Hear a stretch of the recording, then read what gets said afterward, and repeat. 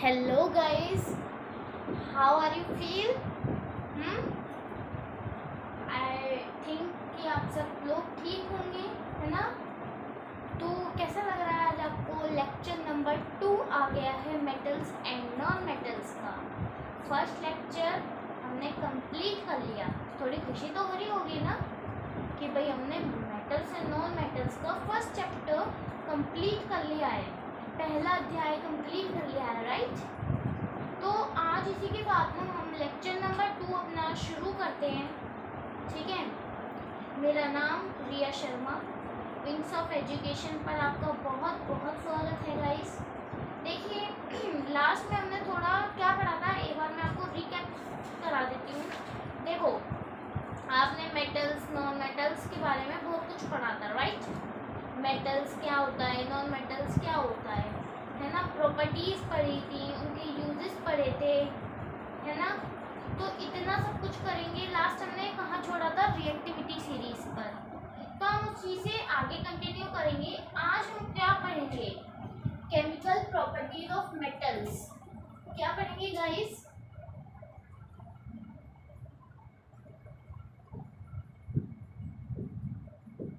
Chemical properties of metals.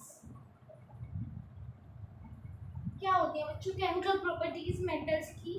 अगर आप metal को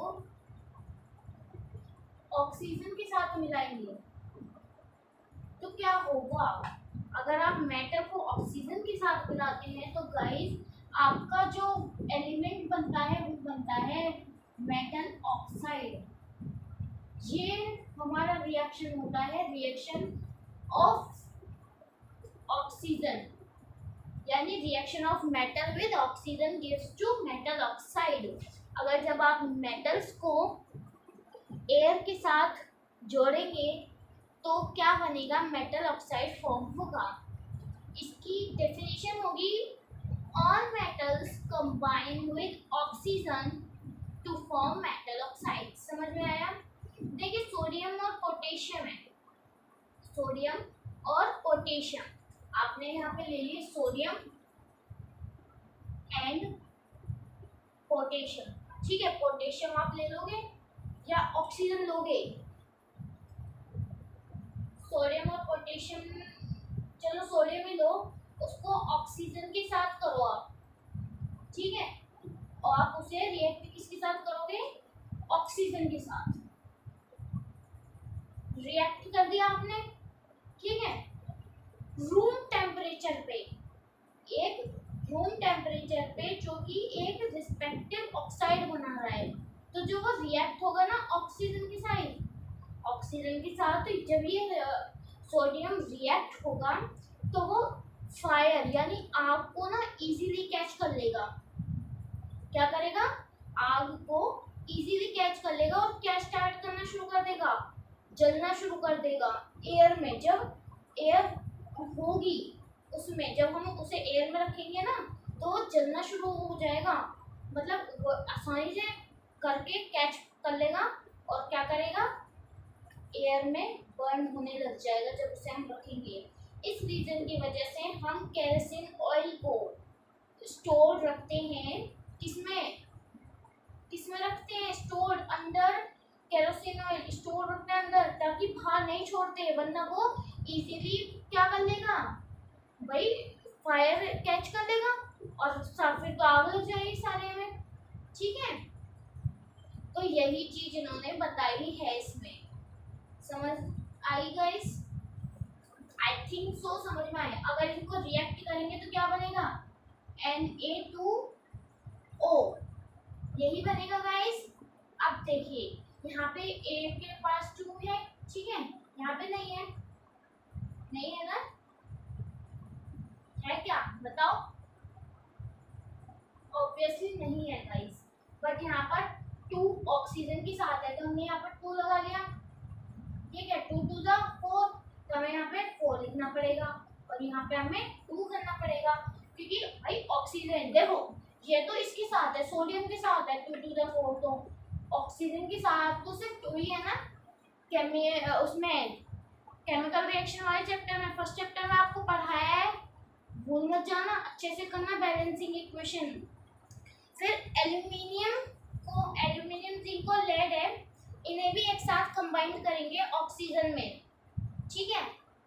ऑक्सीजन में कंबाइन करेंगे तो जो एयर प्रेजेंट है वो उसी ऑर्डिनरी टेम्परेचर पे एक प्रोटेक्टिव लेयर बना देगी, किसकी, ऑक्साइड की, उसके सरफेस पे, उसका जो सरफेस होगा ना एल्यूमिनियम इसका, उस पे ही क्या कर लेगी, प्रोटेक्टिव लेयर बना देगी ऑक्साइड की। समझ में आया गाइस। अब इसके बाद ना गाइस बहुत इंपॉर्टेंट चीज आती है, most important, 11th and 12th में आपको बहुत यूजफुल होगा ये, मैं आपको अभी बताती हूँ। उसका नाम क्या है गाइस, इसका नाम है एम्फोटेरिक ऑक्साइड। क्या नाम है, एम्फोटेरिक ऑक्साइड। अब आप ये सोच रहे हो ये क्या है, ये किस चीज का नाम है भाई, क्या है इसमें, ऐसा कुछ मेरे को तो समझ नहीं आ रहा मैम, हमारे सिर से ऊपर से जा रहा है। But don't be worry guys, okay, I am with you. Amphoteric oxide is nothing but it shows basic acidic behavior। मतलब गाइस क्या कह रहे हैं कि वो मेटल ऑक्साइड्स जो बेसिक या एसिडिक बिहेवियर शो करते हैं उन्हें हम एम्फोटेरिक ऑक्साइड्स कहते हैं। मतलब those metals which show basic और एसिडिक बिहेवियर, क्या बोला है यहाँ पे, डॉट कर लेना, मार्क कर लेना अच्छे से, कि जो बेसिक और एसिडिक बिहेवियर,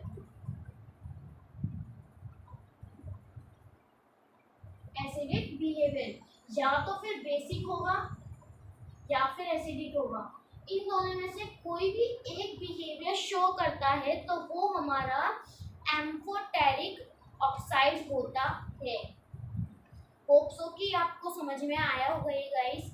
ये जो है एसिड और बेस दोनों के साथ रिएक्ट कर सकता है, समझ में आया गाइस। अगर ये एसिड और बेस के साथ, दोनों के साथ रिएक्ट कैसे कर सकता है भाई, एसिड के साथ तो करेगा, बेस के साथ भी कर सकता है, और क्या बना देता है, सॉल्ट और वाटर फॉर्म कर देता है, ठीक है। समझ में आया, अच्छा है, समझ में आना भी चाहिए। जैसे एक एग्जांपल लो, देखो ये ली हमने Al2O3, ठीक है, प्लस हमने हाइड्रोक्लोरिक एसिड ले लिया। अब ये मिलके क्या बना रहा है, ये एल्यूमिनियम क्लोराइड, ठीक है, और वाटर, तो ये क्या बना रहा है, सॉल्ट प्लस वाटर बना रहा है, ये एसिड है, एसिडिक है, ये सॉल्ट बना रहा है, ठीक है, वो मेटल ऑक्साइड, ठीक है, जो एसिडिक और बेसिक बिहेवियर शो करते हैं वो हमारे एम्फोटेरिक ऑक्साइड होते हैं, और ये दोनों के साथ रिएक्ट कर सकते हैं, सॉल्ट प्लस वाटर बना देंगे। समझ में आया, यस और नो, कमेंट सेक्शन में मेरे को बताओ जल्दी, यस और नो, समझ में आया ना। तो ये ऐसे या तो एसिडिक शो करेगा या फिर बेसिक शो करेंगे। होप सो गाइस समझ में आया होगा। कुछ लोगों ने तो कमेंट सेक्शन में बताया था कि जो हमारा ये केरोसिन ऑयल है हम इसे स्टोर क्यों रखते हैं, है ना, अंदर क्यों स्टोर रखते हैं। तो बेटा आपको आई होप सो कि आपको आपके क्वेश्चंस के आंसर मिल गए होंगे, राइट। अब आपको कोई भी तरीके की कंफ्यूजन नहीं होगी। अगर मैग्नीशियम है, अगर हम मैग्नीशियम को रिएक्ट करेंगे ऑक्सीजन के साथ तो क्या होगा, हीटिंग, उसमें हीट करेंगे, है ना, तो देखो सिंपल सी बात है, मैग्नीशियम ऑक्साइड ही आएगा, ठीक है, तो इतना तो आप सभी जानते हो, तो मेरे को इनमें फालतू चीजें बतानी, लेकिन हाँ मैं बता देती हूँ फिर भी, क्योंकि कई बार हो जाता है कि माइंड से स्लिप हो जाता है गाइस, राइट। तो अभी मैं आपको 2-3 चीजें बता देती हूँ। देखो, अब अगर हम मैग्नीशियम को ऑक्सीजन के साथ करेंगे तो क्या होगा, मैग्नीशियम ऑक्साइड बनेगा। क्यों बनेगा, कैसे बनेगा भाई, जब उसे हीट करेंगे तो उसका जो इनिशियल टेम्परेचर आएगा, ठीक है, और वो बर्न होने लग जाएगा बहुत तेजी से, जो कि क्या फॉर्म करेगा, मैग्नीशियम ऑक्साइड। ऐसे ही अगर हम आयरन यानी Fe, ठीक है, इसे इससे डिनोट करते हैं सिंबल से, ठीक। अगर इसे हम ऑक्सीजन के साथ रखेंगे तो ये क्या बनाएगा भाई, क्या बनाएगा, अगर हम इसको ऑक्सीजन के साथ रखेंगे हाई टेम्परेचर पे, कितने पे, हाई टेम्परेचर पे रखेंगे, तो ये एक मिक्सचर देगा। किस चीज का मिक्सचर देगा,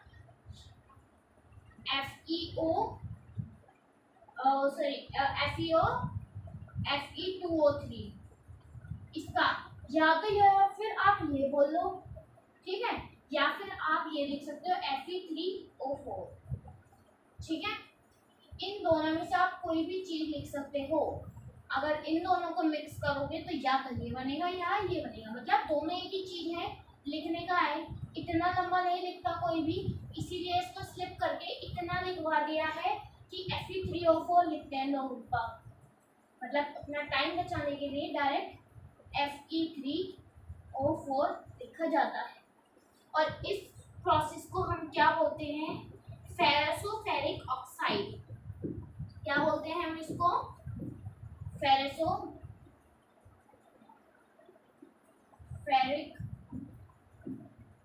ऑक्साइड। समझ में आया guys, it's good for you. Then हम कॉपर मेटल लेते हैं, ऑक्सीजन के साथ करेंगे, एक प्रोलॉन्ग हीट करेंगे, ठीक है, क्या बनाने के लिए, सॉलिड ब्लैक मास बनाने के लिए कॉपर ऑक्साइड का, या फिर क्यूप्रिक ऑक्साइड, ये जो मिलके बन जाएगा क्या बनेगा, क्यूप्रिक ऑक्साइड, इसे हम बोलेंगे क्यूप्रिक ऑक्साइड, ठीक है। कॉपर ऑक्साइड बोल दो, क्यूप्रिक ऑक्साइड बोल दो, एनीथिंग यू हैव कंफर्टेबल, जिसमें आप कंफर्टेबल हो वो बोल सकते हो, ठीक है, anything you can say. Silver, gold और प्लेटिनम को अगर आप ऑक्सीजन के साथ रिएक्ट करोगे हाई टेम्परेचर पे, तो उसको हम क्या कहते हैं, नोबल और इनर्ट मेटल्स। इनके कोई वो नहीं निकलेगा, इसलिए इन्हें हम क्या कहते हैं, noble and inert metals. Hope so guys आपको इतना तो समझ में आ गया होगा। अब हम कुछ कैरेक्टरिस्टिक्स प्रॉपर्टी देखेंगे किसकी, मेटल ऑक्साइड्स की। क्या देखेंगे, प्रॉपर्टीज। अब हम कुछ कैरेक्टरिस्टिक्स की बात करते हैं, नेचर करते हैं, नेचर का मतलब नेचर जो है मेटल ऑक्साइड्स के वो कैसे होते हैं, nature of oxides of metals. First heading डालेंगे नेचर, समझ में आ रहा है क्या, नहीं आ रहा होगा, nature of oxides of metals. इसमें देखो क्या कह रहा है, मैं आपको इसका मतलब समझा देती हूँ। जो मेटल ऑक्साइड होते हैं, मेटेलिक ऑक्साइड्स, ये बेसिक होते हैं नेचर में। पॉइंट याद रख लो, मेन है, पॉइंट में लिख दो नंबर तुम्हारे, basic in nature, right. Then ये रिएक्ट अगर एसिड के साथ होते हैं तो सॉल्ट और वाटर बनाते हैं, अगर एसिड के साथ होते हैं तो सॉल्ट प्लस वाटर बनाते हैं। ये दो बात आप ध्यान रखो, समझ में आया। मेटेलिक का सीधा सीधा जो कनेक्शन है वो किससे है, बेसिक ऑक्साइड से। जैसे कॉपर ऑक्साइड लो या क्यूप्रिक ऑक्साइड बोल दो, जो भी तुम्हारे को सही लगे उसे लो। फिर ये लो हाइड्रोजन सल्फेट H2SO4, ठीक है। मिक्स तो क्या बनेगा, ये एसिड है भाई, ठीक है। इसे करोगे तो क्या बनेगा, कॉपर सल्फेट जो कि सोल्ट है प्लस वाटर, राइट। तो सॉल्ट प्लस वाटर, ये था क्या कहते हैं नेचर, कि नेचर कैसे होते हैं। अब एक मेन बात होती है कि सॉल्युबिलिटी कितनी होती है वाटर में। कई सारे मेटल ऑक्साइड होते हैं देखो जो वाटर में इनसॉल्युबल होते हैं, पर कुछ जो डिसॉल्व हो जाते हैं ना वाटर में, कुछ जो डिसॉल्व हो जाते हैं वाटर में, वो क्या फॉर्म करते हैं, वो क्या फॉर्म करते हैं। देखो कुछ बेटा मोस्टली तो होते नहीं है, इनसॉल्युबल है, ठीक है। और जो होते हैं वो क्या करते हैं, है भाई, जो हो जाते हैं वो क्या फॉर्म करते हैं, वो एल्कीन्स फॉर्म करते हैं। क्या फॉर्म करते हैं, एल्कीन्स, ऑक्साइड फॉर्म करते हैं, क्या, oxide and potassium, potassium oxide. कुछ होते नहीं है और जो होते हैं वो ये चीजें करते हैं, एल्कलाइड, ऑक्साइड एंड पोटेशियम ऑक्साइड। समझ में आया। अब थर्ड आता है नेक्स्ट रिएक्शन, वाटर के साथ इसका रिएक्शन क्या है। देखो सारे मेटल वाटर के साथ रिएक्ट नहीं होते, और जो वाटर के साथ रिएक्ट होते हैं वो मेटल हाइड्रोक्साइड या फिर हाइड्रोजन गैस क्या करते हैं, फॉर्म करते हैं। या तो होते नहीं है, जो होते हैं या तो वो हाइड्रोजन गैस फॉर्म करते हैं या फिर मेटल हाइड्रोक्साइड, ये दो ही चीजें जो हैं फॉर्म करते हैं। समझ में आया ना। मेटल को वाटर के साथ करोगे तो मेटल ऑफ हाइड्रोक्साइड या फिर हाइड्रोजन गैस मिलेगी आपको। समझ में आ रहा होगा, आना भी चाहिए। देखो जो हाईली रिएक्टिव मेटल है, हाईली रिएक्टिव कौन है, सोडियम, पोटेशियम, ये सब। अगर इनको हम रिएक्टिविटी सीरीज में क्या कहते हैं ऊपर रखते हैं, देखो मैंने आपको रिएक्टिविटी सीरीज याद कराई थी ना, केदारनाथ का माली आलू जरा फीके पकाता है इसलिए हर गांव अलग और अच्छा पकाता है, याद करो, कराई थी ना। तो इसमें क्या है, सोडियम और पोटेशियम इसमें बोला हुआ है, किस चीज के लिए, सोडियम और पोटेशियम। देखो सोडियम और पोटेशियम दोनों ही क्या हैं, हाईली रिएक्टिव मेटल्स हैं। क्या है, हाईली रिएक्टिव मेटल्स, ठीक है। तो ये रिएक्टिविटी सीरीज में हाई लेवल पे रहते हैं और ये रिएक्ट करते हैं वायलेंटली वाटर के साथ। Even in the cold water में ना, जब कोल्ड वाटर के साथ करते हैं इसको रिएक्ट, तो इवोल्यूशन हो जाता है हाइड्रोजन गैस का। क्या हो जाता है, देखो जैसे आपने सोडियम लिया, ठीक है, वाटर लिया, तो क्या बनेगा, हाइड्रोजन के साथ है तो यहाँ पे हमने 2 लगाया, plus H2 plus heat, heat भी तो लगेगी भाई इसमें, हीट को कैसे भूल गए आप। कैल्शियम को करोगे कोल्ड वाटर में रूम टेम्परेचर से, तो ये लेस वायलेंट होगा, ठीक है, कम होगा। जैसे कैल्शियम को कर दो हाइड्रो वाटर के साथ, ठीक है। अगर पीस है, कैल्शियम मेटल का पीस है, वो फ्लोट हो रहा है वाटर में, क्यों, क्योंकि जो उसकी जो बबल्स हैं, क्योंकि जो बबल्स हैं हाइड्रोजन गैस की, वो स्टिक हो जा रही है, मतलब चिपक जा रही है उसके सरफेस पे। किसके, कैल्शियम मेटल के जो पीस हैं वो वाटर में फ्लोट करेंगे ना, और फ्लोट होने लग जाएगा, क्योंकि जो बबल्स हैं हाइड्रोजन गैस की, वो उसी के सरफेस पे चिपक जाएंगी, ठीक है, स्टिक हो जाएगी। फिर मैग्नीशियम मेटल, जो मैग्नीशियम है, अगर इसको हम स्टीम करेंगे, ठीक है, तो क्या बनेगा, मैग्नीशियम ऑक्साइड बनेगा और हाइड्रोजन गैस बनेगी। समझ में आया। जैसे मेटल है कैल्शियम, आयरन, जिंक, ये ना ही तो कभी रिएक्ट होते हैं कोल्ड वाटर के साथ, ना ही हॉट वाटर के साथ। कौन कौन से, याद रखना, कैल्शियम, आयरन एंड जिंक, ये 3 एलिमेंट एलिमेंट्स मेटल्स ऐसे हैं, ना ही ये कोल्ड वाटर ना ही ये हॉट वाटर किसी के साथ भी रिएक्ट नहीं होते। ये सिर्फ क्या करते हैं, स्टीम कर होते हैं, स्टीम से ही मेटल्स को फॉर्म कर देते हैं। मेटल ऑक्साइड और हाइड्रोजन गैस स्टीम से होती है, इसमें समझ आया। फिर अगर डाइल्यूट एसिड के साथ करेंगे तो जो मेटल्स हमने हाइड्रोजन में प्लेस करे होंगे ना रिएक्टिविटी सीरीज में, वो डाइल्यूट हाइड्रोक्लोरिक एसिड के साथ होंगे या फिर सल्फ्यूरिक एसिड के साथ होंगे, मतलब करेंगे तो हमें क्या मिलेगा, मेटल सॉल्ट और हाइड्रोजन गैस। समझ में आया, बोलो हाँ, यस, ओके। चलिए, कॉपर और मरकरी कभी भी वो नहीं होते, रिएक्ट कभी नहीं होते, याद रखिएगा। पूछ लेते हैं ऑब्जेक्टिव क्वेश्चंस में, copper and mercury are not reactive जब डाइल्यूट एसिड मिक्स होता है तो। हाइड्रोजन गैस भी इवॉल्व नहीं होती है जब अगर हम रिएक्ट करते हैं नाइट्रिक एसिड के साथ, ही जैसे नाइक एसिड हो गया, ये ऑक्सीडाइजिंग एजेंट है भाई, इसमें तो एयर मिल रही है, और हाइड्रोजन प्रोड्यूस होता है वाटर में, वो अपना आप ही नाइट्रोजन ऑक्साइड को रिड्यूस करना शुरू कर देता है ना। N2O, NO और NO2 इनको अपना आप ही रिड्यूस करना शुरू कर देता है वाटर में से, समझ आया। जैसे अगर आप 1 मिनट रुको, मैं आपको बताती हूँ।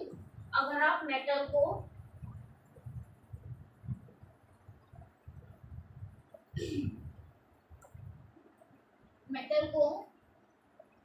नाइट्रिक एसिड के साथ करते हो ना, तो क्या बन जाएगा, या तो आपको N2O मिलेगा या NO मिलेगा या फिर NO2 मिलेगा, इन तीनों में से ये मिलेंगे, समझ आया। अगर मेटल को नाइट्रिक एसिड के साथ करते हो, ठीक है। एक्सेप्शन इसमें ये है कि मैग्नीशियम और मैंगनीज ये रिएक्ट करोगे इसको बहुत एयर में, मतलब डाइल्यूट में, तो ये हाइड्रोजन गैस इवॉल्व करती है। इतनी तो हमारी वैसी बात हो गई, ठीक है। अब मेन टॉपिक आता है आपका, बड़ा अच्छा टॉपिक है भाई, बहुत बढ़िया, देख के कहोगे मस्त है मैम, ऐसे टॉपिक और लाइए। ये लिख दिया, बोलोगे मैम ये क्या है, ये तो हमने नाम ही पहली बार सुना है। डोंट यू वरी गाइस, मैं हूं ना आपके साथ, तो क्या है डरने की बात। देखो ये क्या है, aqua regia is nothing but mixture of 1 part of concentrated nitric acid and 3 part of concentrated hydrochloric acid। क्या हुआ, नहीं समझ में आया, वेट अभी सब समझ में आएगा। देखो ये ना फ्रेशली प्रिपेयर्ड किया जाता है, ठीक है। इसमें 1 पार्ट तो किस चीज का रहता है, जैसे कि मैंने अभी आपको बताया, कंसंट्रेटेड नाइट्रिक एसिड का, एंड